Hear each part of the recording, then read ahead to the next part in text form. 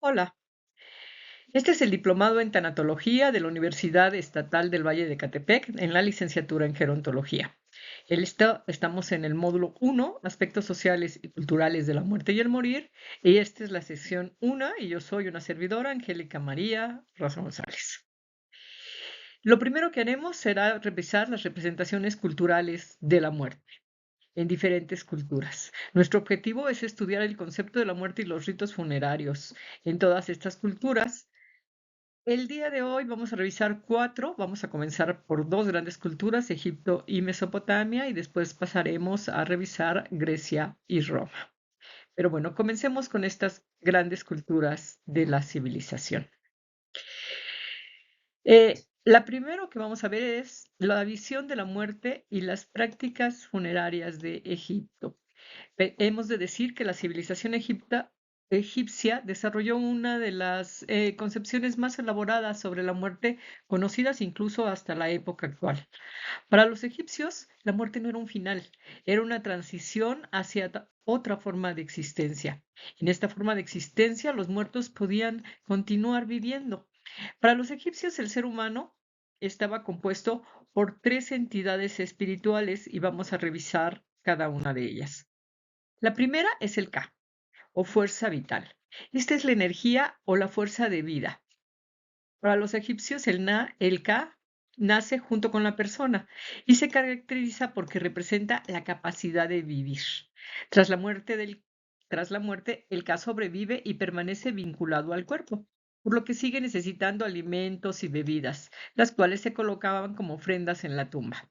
En consecuencia, el Ka no abandona del todo el mundo de los vivos, sino que sigue existiendo en la tumba y por eso esta se convierte en un espacio sagrado donde las familias deben mantener el vínculo. Entonces, desde ya los egipcios venía la costumbre de ofrecer ofrendas a los muertos. La segunda entidad que formaba parte de una persona es el Ba. El Ba corresponde a la personalidad. A través del Ba, creían los egipcios, las personas expresan su identidad o el carácter único del individuo. Casi siempre se representaba como un ave con cabeza humana, con la que se expresaba la movilidad y la libertad. El va puede salir de la tumba, viajar entre el mundo de los vivos y del más allá, y durante la noche retornar al cuerpo momificado para descansar. Es la parte del ser que puede experimentar la eternidad, pero solo si el cuerpo está preservado. De ahí viene la necesidad de los egipcios de la momificación, para que a través del va se considere que el individuo sigue siendo persona después de la muerte.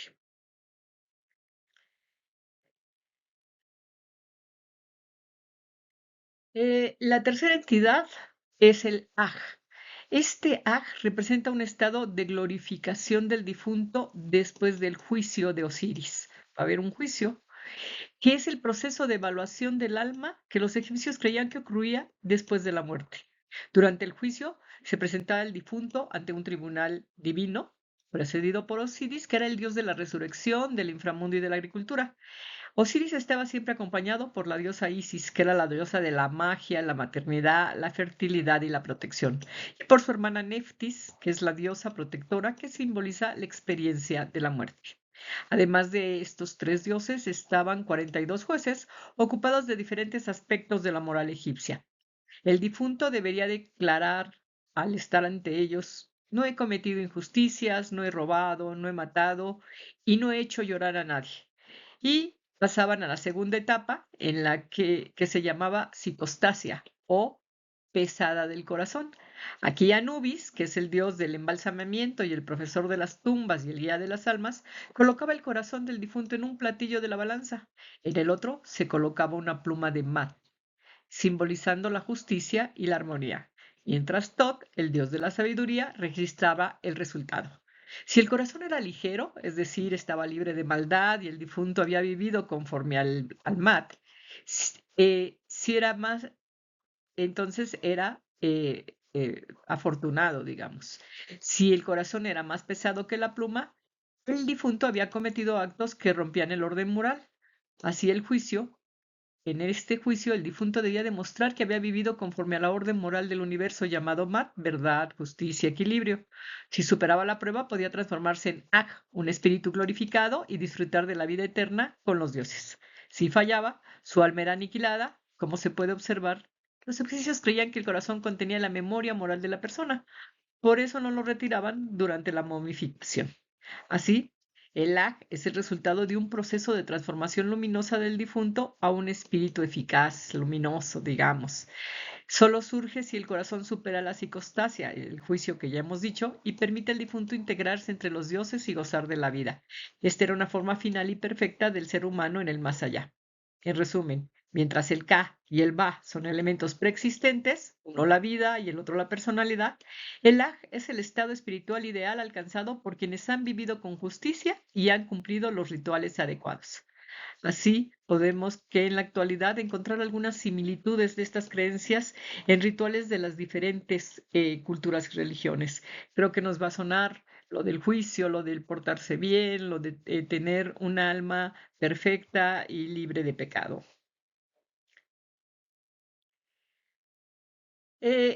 Para los egipcios era muy importante la momificación entonces, porque había que preservar el cuerpo para que después pudiera ser baja o haj. La momificación es un proceso complejo de purificación y preservación. Ellos tenían un libro, el libro de los muertos. En este libro de los muertos había un conjunto de hechizos para guiar al difunto al más allá. El juicio de Osiris, que ya vimos que es donde el corazón del difunto es pesado frente a la pluma y el mat, y que si era ligero ascendía a la eternidad, y también estaba presente en el imaginario popular de los egipcios. Ellos también hacían tumbas monumentales o mastabas, que eran tumbas funerarias de base rectangular, paredes inclinadas y techo planos, construidos principalmente con adobe y piedra. Y después, bueno, vienen las pirámides y los hipogeos. Los hipogeos son construcciones subterráneas excavadas en la roca, utilizadas principalmente como el lugar de enterramiento, que reflejaban además el estatus social y la creencia en la vida eterna. Las grandes pirámides son pirámides hechas para grandes faraones, ¿no? Entonces, y las demás pirámides o las demás tumbas eran más bajitas, dependiendo. Sin embargo, era muy importante para los egipcios. Digamos que en un sentido tanatológico, los egipcios muestran una cultura profundamente orientada al cuidado de los muertos, tanto en la preparación anticipada para el morir como en la continuidad del vínculo entre los vivos y los muertos bajo las creencias que ya dijimos de que había una vida después de esta vida. Entonces esto hace de los egipcios una de las culturas más complejas en corredor a la muerte y de mayor influencia todavía hasta nuestros días. A diferencia de Egipto, en Mesopotamia la visión de la muerte era más pesimista y sobre todo una visión más pesimista del más allá.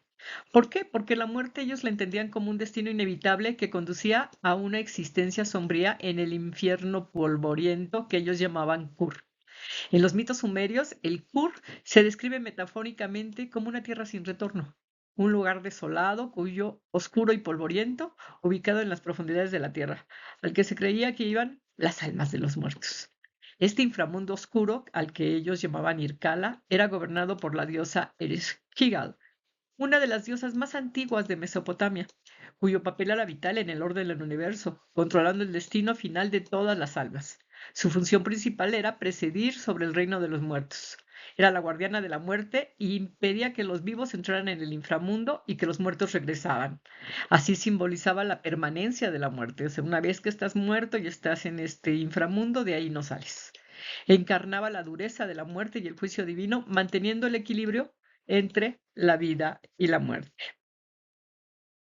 Para los sumerios, la vida después de la muerte no se concebía como un premio o como un castigo, sino como una continuidad debilitada de la existencia terrenal.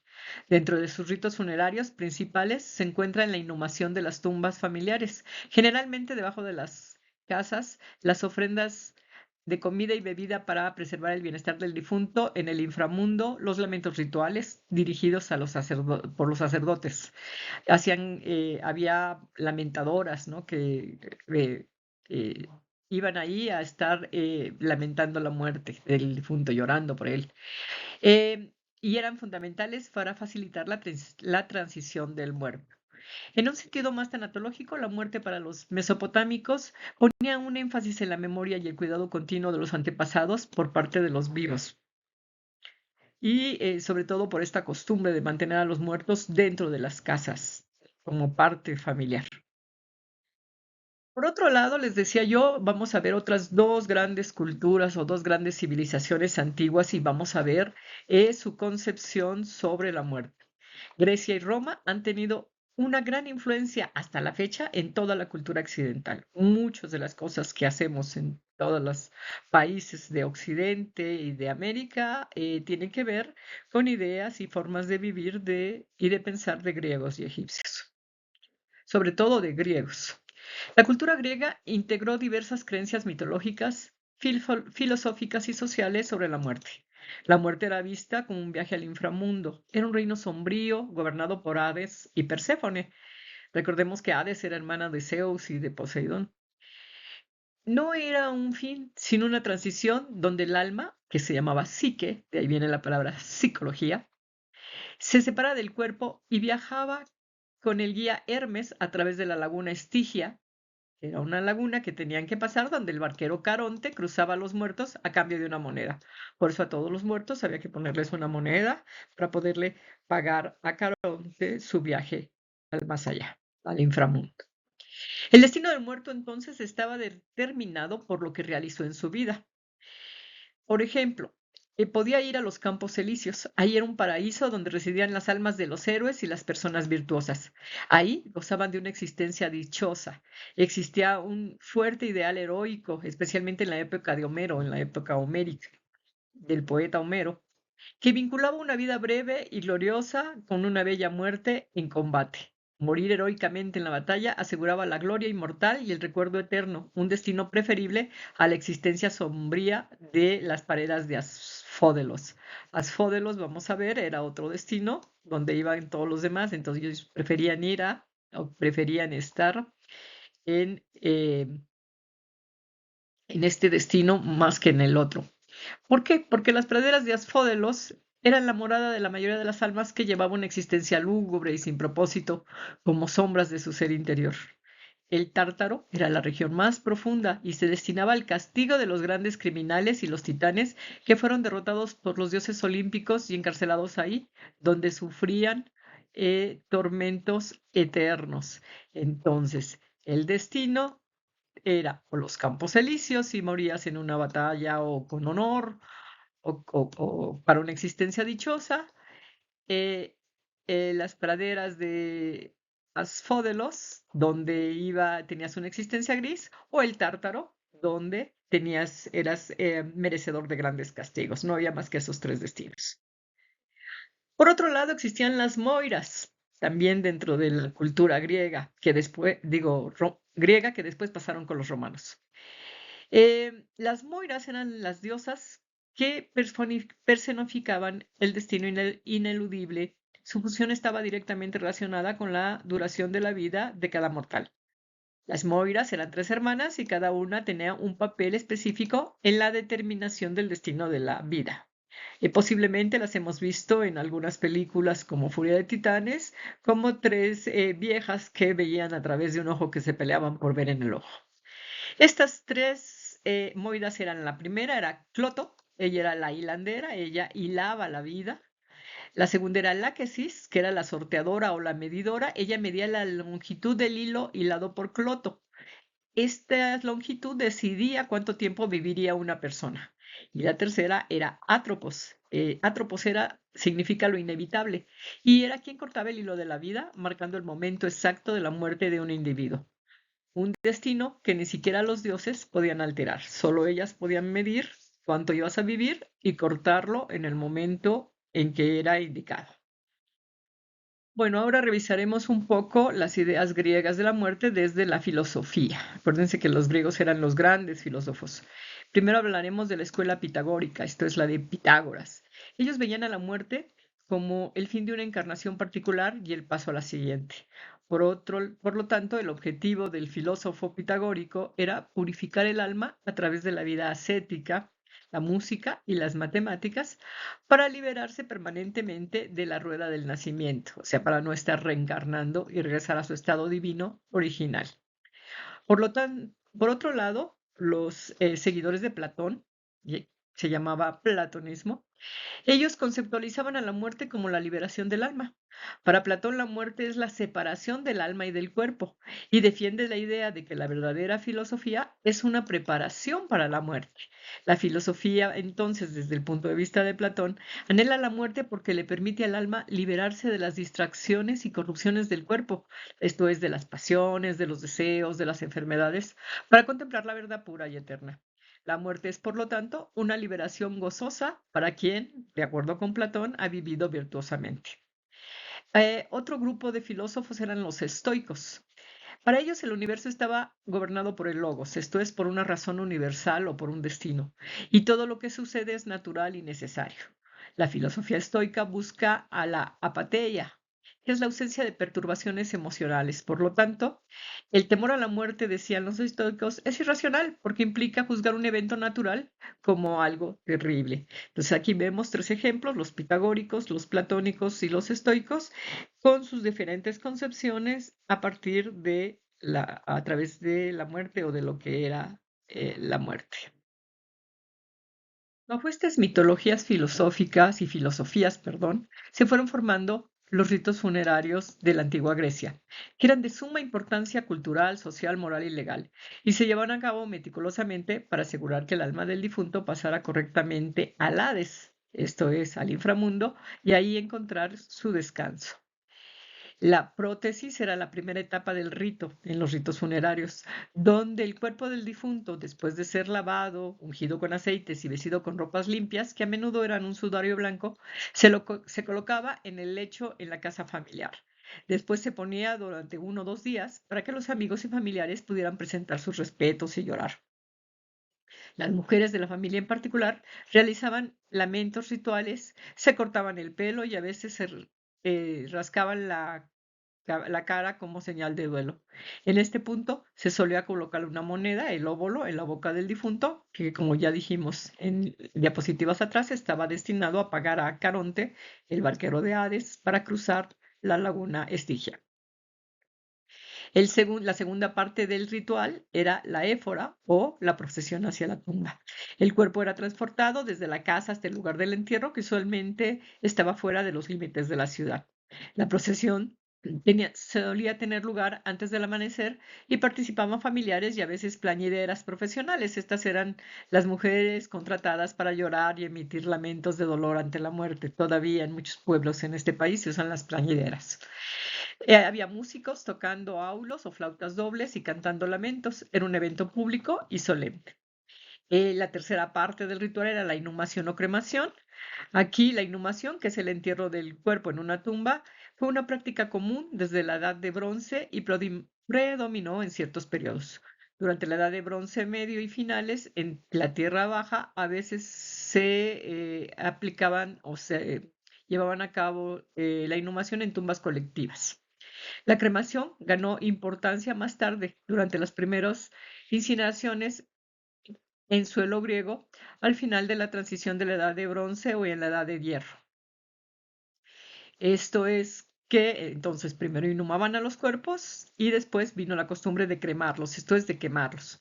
En la época geométrica en Grecia, por ahí del año 900 a 700 a.C., la cremación ya se generalizó para los adultos, especialmente entre la aristocracia, y Homero es una fuente clave que describe estos funerales en sus relatos.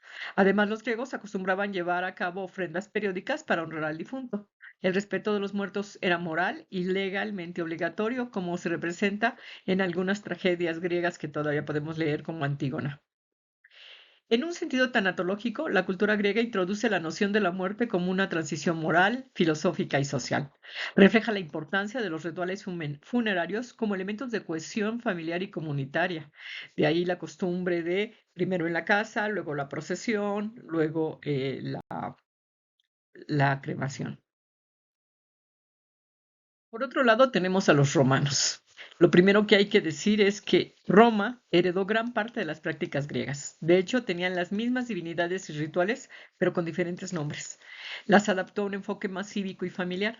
Dentro de sus concepciones centrales estaba la muerte como paso a un mundo de sombras y la importancia de los manes o los espíritus protectores de los antepasados. Los romanos hacían un fuerte énfasis en algo que llamaban moishmarun, o sea, la costumbre de los antepasados, y se refería a un código no escrito de normas, principios y valores morales que guiaban la vida pública y privada de la antigua Roma, siendo central para la identidad romana y la estabilidad del Estado, y complementaban las leyes escritas, transmitiéndose de generación en generación, principalmente a través de la aristocracia. Entonces, dentro de estas normas y reglas no escritas, el papel de los antepasados era fundamental porque eran las normas que ellos dejaban para su transmisión. Los principales ritos funerarios romanos, vamos a ver. Em, Primero, al igual que los griegos, había un periodo de lavado y preparación del cuerpo en el hogar. Esto incluía la elaboración de máscaras funerarias para preservar el rostro y la memoria del difunto.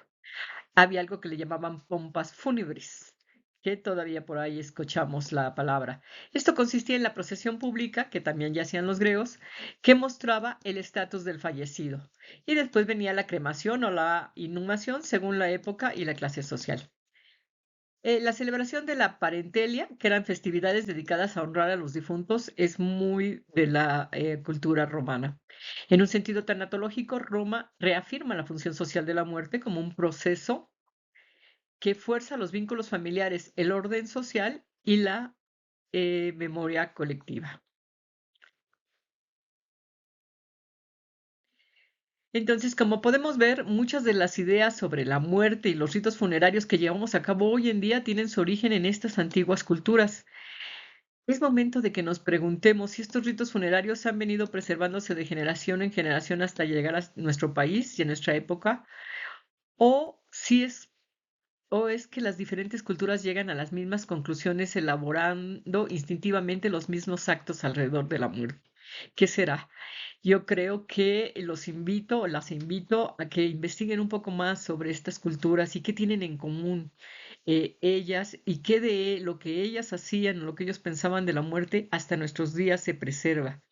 Y esto que les decía al final, preguntarnos, ¿será que ellos nos las han heredado o será que diferentes culturas en diferentes partes del mundo hacen los mismos rituales de alguna manera o rituales parecidos porque llegan a las mismas conclusiones? El material del que está hecha esta diapositiva también va a estar en un PDF a su disponibilidad para que puedan leerlo con más calma y consultarlo. Y bueno, estas son las primeras culturas. En la siguiente sesión veremos otras grandes culturas del mundo y mientras tanto, pues sigan estudiando. Muchas gracias por su atención y para cualquier cosa estoy a sus órdenes.